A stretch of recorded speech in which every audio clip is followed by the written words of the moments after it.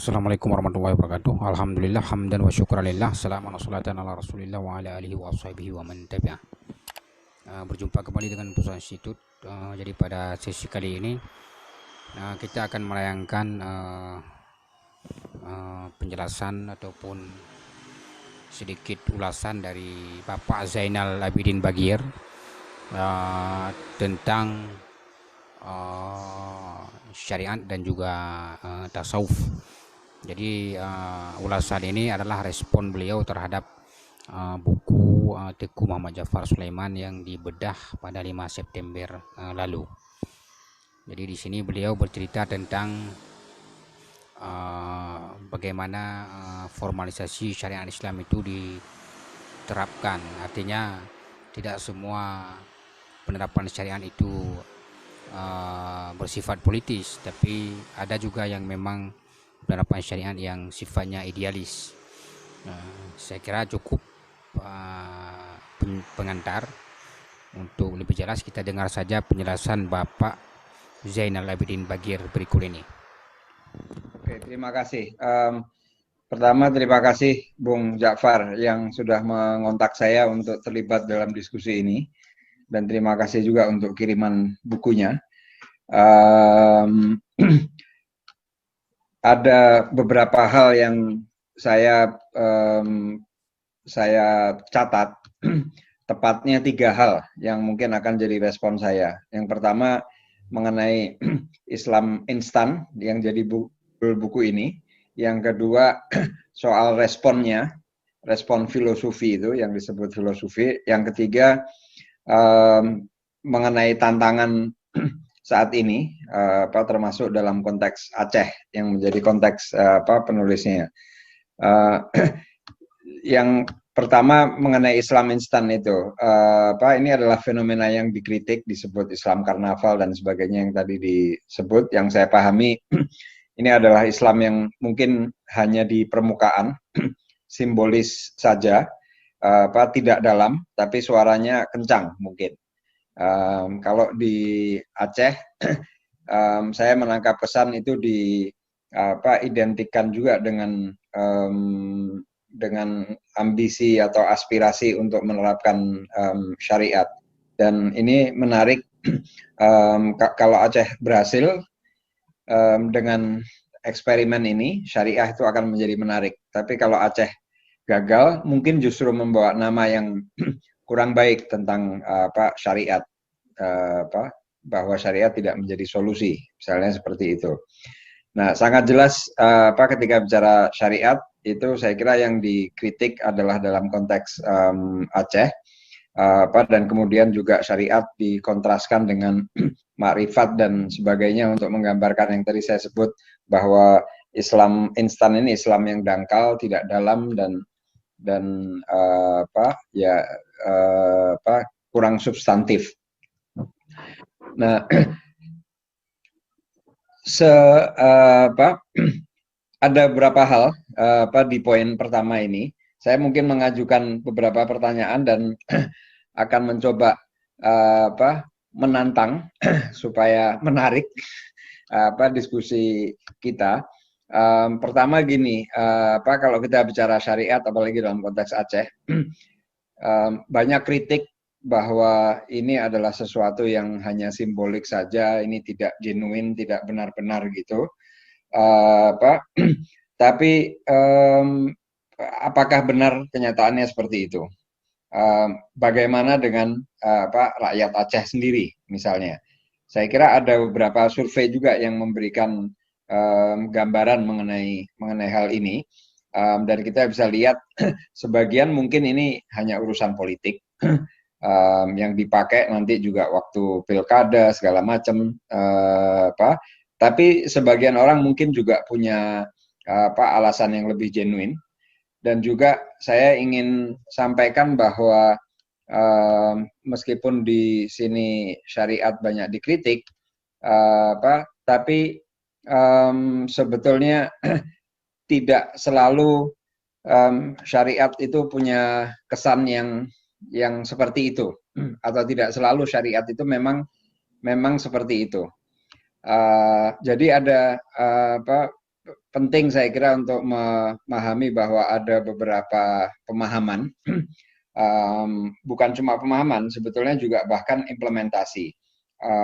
Saya bisa kasih contoh misalnya kalau di level provinsi di Indonesia yang menerapkan syariat ini kan hanya Aceh. Tapi di level yang lebih bawah, kota, kabupaten, itu tidak sedikit yang punya aspirasi semacam itu, dan salah satu yang pertama saya kira itu adalah Tasikmalaya. Nah, di sini ada Mbak Nani yang saya kira kalau Cipasung itu di Tasikmalaya ya, atau dekat di situ. Mungkin bisa mengkonfirmasi atau mengoreksi apa yang saya lihat. Tapi yang saya pahami pada awalnya itu juga perda syariat yang di Tasikmalaya, dan Tasikmalaya termasuk yang awal ya, itu adalah sebagiannya itu sebetulnya proyek idealis.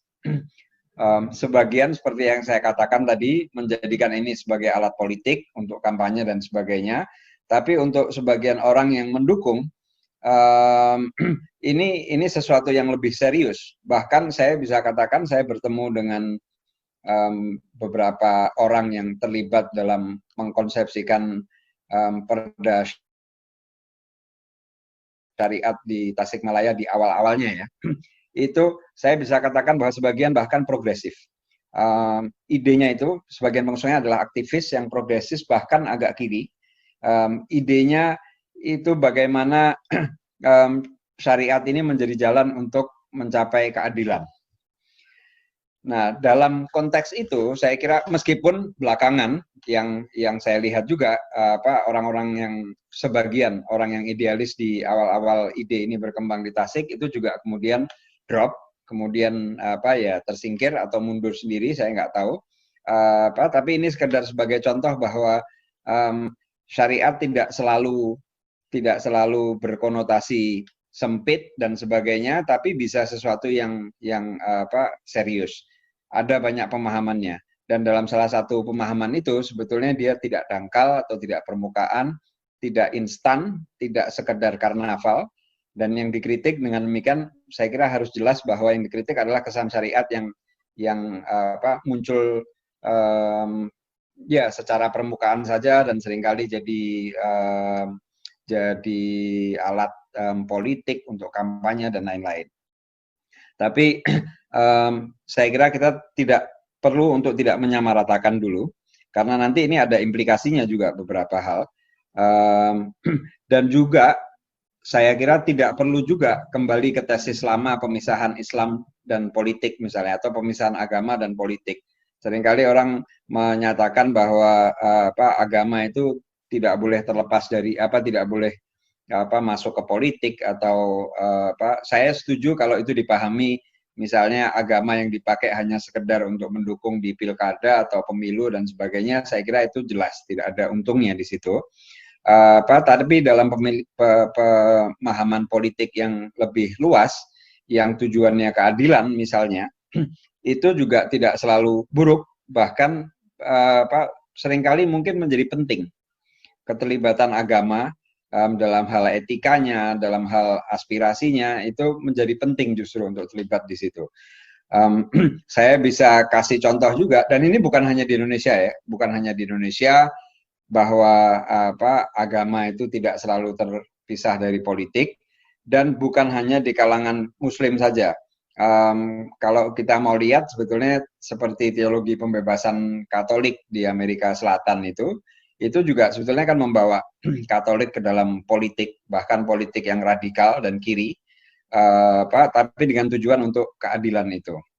Nah, mungkin pertanyaannya adalah bukan syariat atau bukan syariat, tapi pertanyaannya adalah sebetulnya apa aspirasi yang mau dibawa, dan dalam ruang publik itu seharusnya memang bisa diperdebatkan.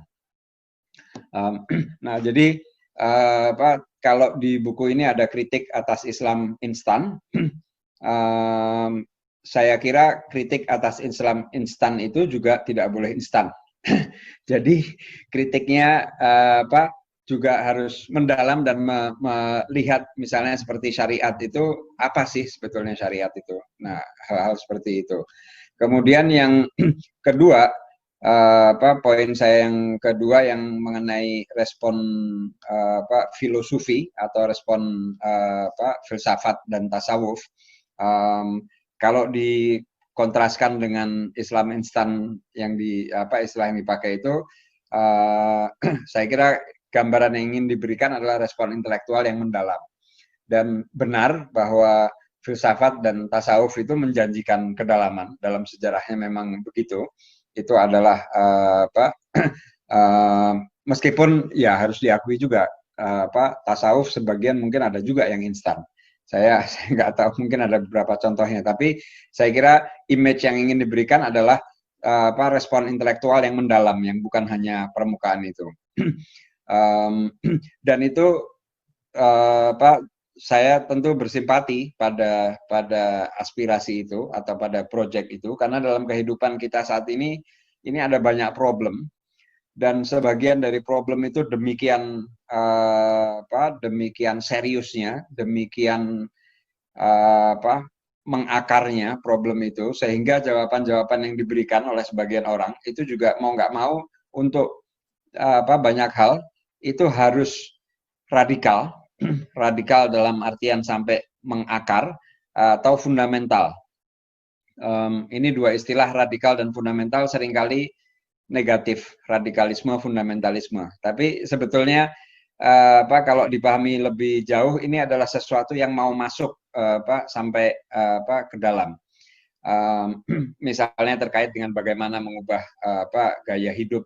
Ini saya kasih contoh yang populer aja sekarang, karena kita sedang dalam situasi COVID-19. Bagaimana orang menghadapi pandemi ini. Pandemi ini bukan sekedar isu publik kesehatan buat sebagian orang, tapi sebetulnya ini adalah tanda-tanda yang cukup serius. Satu, dari sisi kemunculan pandemi itu, dan kedua dari bagaimana kita, termasuk khususnya negara-negara, merespon itu menunjukkan banyak sekali hal yang sudah keliru dalam dunia kita ini, sehingga muncul situasi yang demikian buruk saat ini. Dan itu terkait dengan macam-macam, bukan hanya isu masalah kesehatan, jelas masalah kesehatan. Kalau di banyak tempat, yang paling jelas misalnya di Amerika Serikat, itu fenomena bahwa yang jauh lebih banyak meninggal menjadi korban COVID-19 ini adalah kaum kulit hitam. Itu memberikan isyarat adanya ketidakadilan yang sudah lama yang terjadi di sana, yang muncul ketika ada pandemi ini. Jadi ini sinyal ada sesuatu yang keliru itu. Di Indonesia kita nggak tahu persis data seperti itu, siapa yang meninggal, siapa yang selamat, dan sebagainya. Tapi di negara seperti Amerika itu yang paling jelas. Jadi, dan ini biasa sebetulnya. Dalam setiap situasi bencana, kelompok yang marginal, kelompok yang mengalami ketidakadilan, biasanya menjadi korban pertama. Nah, hal-hal seperti ini yang membuat orang berpikir bahwa kita perlu, itu satu ya, itu salah satu contoh. Contoh lain yang saya mau berikan adalah isu lingkungan atau isu ekologi. Sebagian orang melihat bahwa ini adalah salah satu implikasi juga dari persoalan lingkungan. Ada yang mencoba melihat korelasi, misalnya daerah-daerah di mana ada banyak sekali korban itu diantaranya ada salah satu korelasinya dengan tingkat polusi yang tinggi, misalnya di Jakarta itu yang paling jelas. Itu juga sesuatu yang buruk. Jadi dalam situasi di mana itu sudah ada hal yang buruk, kemudian ada satu problem, itu makin luar biasa akibatnya. Di Jakarta juga, di daerah-daerah yang kumuh, yang orang tidak bisa, yang hidupnya berdempet-dempetan, jarak satu rumah dengan rumah nggak ada jaraknya, gangnya cuma hanya setengah meter misalnya. Bagaimana mungkin orang mau karantina, mau social distancing dan sebagainya? Nggak mungkin. Jadi kehidupan urban ini sudah dibangun dengan cara yang tidak baik, yang tidak adil, yang buruk tadi itu, sehingga begitu ada satu problem, dia menjadi sesuatu yang sulit sekali diatasi. Nah, jadi saya ambil contoh itu terkait dengan salah satu contoh bahwa yang tadi saya sebut dalam kehidupan kontemporer kita ini saat ini ada banyak problem yang menuntut jawaban yang radikal, fundamental, mendalam. Nah, itu salah satu contoh yang diberikan sinyal-sinyalnya oleh pandemi. Kalau kita mau kasih contoh lain yang lebih luas juga krisis ekologi misalnya, yang luar biasa. Nah, ini krisis-krisis yang menghendaki jawaban yang serius, yang mendalam tadi itu saya katakan. Juga isu toleransi, solidaritas global, itu hal-hal yang besar, yang menghendaki pemikiran yang lebih dalam. Nah, kalau respon filsafat tasawuf itu bisa ke arah sana, itu saya kira yang memang diharapkan. Sebagian orang mengatakan bahwa dunia kita ini sudah demikian banyak problemnya, sehingga kita perlu menekan tombol reset. Bukan cuma restart, tapi harus diformat ulang nih. Kalau komputer ini bukan cuma kita reset, tapi kita format ulang. Nah, ini kan sesuatu yang mendasar tadi itu. Nah, di dalam kasus hal-hal yang tadi disebut sebagai instan. Oh ya, sebelum itu sekali lagi saya mau menekankan juga bahwa problem-problem seperti ini sebetulnya tidak terbatas juga di kalangan Muslim ya. Nah, yang dikritik Islam instan saya kira adalah yang Islam yang diajukan yang cenderung hanya pada permukaan. Sementara problem kita itu lebih serius, lebih mendalam. Kalau kita bicara misalnya bank syariah, apakah itu cuma bank biasa, bank konvensional tapi mengganti istilah-istilah, atau sekedar upaya memberikan label untuk menarik konsumen Muslim? Saya tidak menuduh semua upaya ini arahnya ke situ, tapi kita bisa melihat ada gejala-gejala ke sana. Tapi juga sebetulnya kalau ini dipahami dalam concern yang lebih luas tadi itu, misalnya concern pada atau keprihatinan pada keadilan, ini sesuatu yang penting. Nah, tapi saya bisa kasih contoh misalnya seorang pemenang Nobel Muslim dari Bangladesh, namanya siapa? Muhammad Yusuf ya, yang Grameen Bank itu, Yusuf, saya kira Muhammad Yusuf, saya lupa, tapi dia mendapat hadiah. Oh, Yunus, ya, Muhammad Yunus. Dia Grameen Bank itu tidak pakai label syariah segala macam, tapi concernnya pada keadilan dan berhasil sampai dia mendapatkan hadiah Nobel.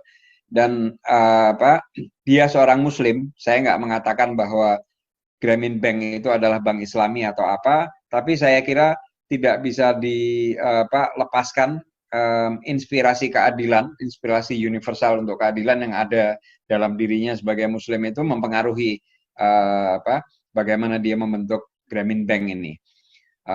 Itu salah satu contoh. Jadi ketimbang misalnya bank syariah dengan label syariah, apakah upaya-upaya seperti Grameen Bank ini yang lebih mendalam tadi, concern pada isu keadilan, bukan itu yang harus dikembangkan. Demikian juga misalnya contoh label halal. Apakah ini cuma label yang ada bisnisnya, dan ini bisnis besar, luar biasa besarnya, itu sekedar itu, atau ini sebetulnya mau dipahami sebagai sesuatu yang lebih luas.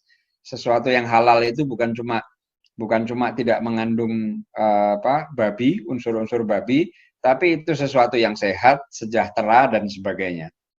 Saya bisa kasih contoh, misalnya ada Pak Iskandar Wawuruntu di Jogja yang punya pertanian atau perkebunan tidak terlalu besar sebetulnya, yang disebut Bumi Langit itu, Bumi Langit Institute.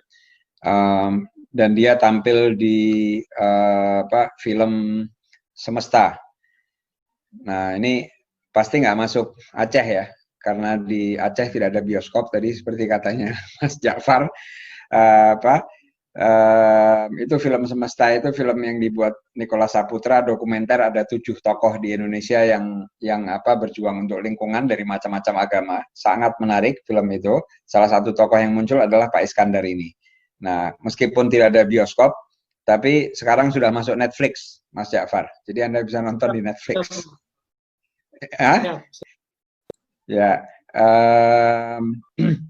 nah itu Pak Iskandar itu saya kira menarik. Jelas dia diilhami kalau ngobrol dengan dia dan Anda bisa lihat di film itu dia diilhami dengan pemahaman dia mengenai pangan yang sehat, yang adil, yang istilahnya bukan cuma halal, tapi toyib. Dan itu terminologi yang sebetulnya tidak terpisahkan kan, halal dan toyib itu. Nah, apa itu toyib? Toyib itu macam-macam, itu baik, bukan sekedar baik sehat secara kimiawi atau secara biologis, itu sesuatu yang baik untuk tubuh kita, tapi prosesnya juga baik. Dia mengkritik kapitalisme, misalnya politik ekonomi neoliberal yang menjadikan pangan ini terutama orientasinya adalah orientasi konsumsi, orientasi produksi massal segala macam, sehingga prosesnya itu menzalimi bukan cuma menzalimi orang, tapi menzalimi alam.